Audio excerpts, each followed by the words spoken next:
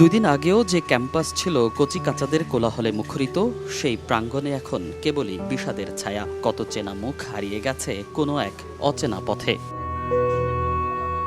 যেখানে বন্ধুদের সঙ্গে আর আড্ডা হবে না, একসঙ্গে খাওয়া হবে না টিফিন, জমানো গল্পগুলো রয়ে যাবে মনের গহীনে। এটুকুন বয়সে এত বড় বিয়োগের অঙ্ক কিভাবে মেলাবে কোমল হৃদয়গুলো? এত বড় একটা দুর্ঘটনা, কত মা সন্তান সকালবেলা ফুলের কলি ফুটে ওঠার আগে ঝরে গেল। ওই দিন সারাদিনই কাঁদছি, তারপর সেকেন্ড দিনও কাঁদছি। মানে এই কথাটাই মনে হলো যে চোখের সামনে দেখছি বাচ্চাগুলো পড়তেছে।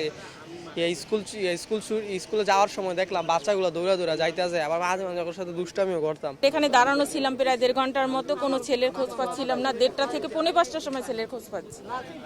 মানে ওরা তো ভিতরে দৌড়াদৌড়ি করতেছে, ওদের হেল্প করতেছে যেটুকু পারছে, যার কারণে খবর দেওয়ার সময়টুকু পায় না। একটা সময় যে ক্যাম্পাসের আনন্দের গল্পগুলো ছিল গর্বের, আজ তা শুধুই বিষাদের। যে বিমানের শব্দে আকাশের দিকে তাকিয়ে উচ্ছ্বাসে ফেটে পড়তো, আজ সে শব্দ কেবলই ভয়ের। হঠাৎ করে দেখলাম একটা বিস্ফোরণের আওয়াজ, বিকট বিস্ফোরণ। আমার মতে মনে হয়েছিল কোনো একটা মিসাইল টিসাইল পড়েছে ভিতরে। আমাদের স্যার ক্লাসে ফ্লোরে পড়ে যায়, ওনার কোঠা থেকে সামনের দিকে তাকায় দেখি আগুন চলতেছে। তাড়াহুড়ো করে নিচের দিকে নামি তো গিয়ে স্পটেই দেখি আমার সামনে 3টা লাশ। আমার মা অনেক কান্না করছিল, আমার বোনরা অনেক কান্না করছিল।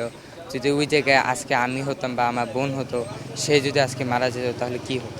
এমন জোরে একটা আওয়াজ শুনছি, তারপরে এমন কালো ধোয়া, তারপরে মনে করছিলাম বিমান ক্রাশ করছে। আবারও হয়তো ফিরবে কচি প্রাণেরা এই প্রাঙ্গণে। দেয়াল জুড়ে খেলে উঠবে রং তুলি, হেসে উঠবে ফুলেরা। কিন্তু যেই ক্ষত তৈরি হলো মাইলস্টোন স্কুল ক্যাম্পাস জুড়ে, কি করে মিটবে সে শূন্যতা?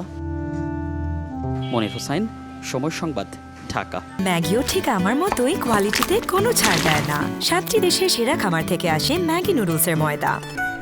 মা হিসেবে এটাই আমার জন্য গিফট।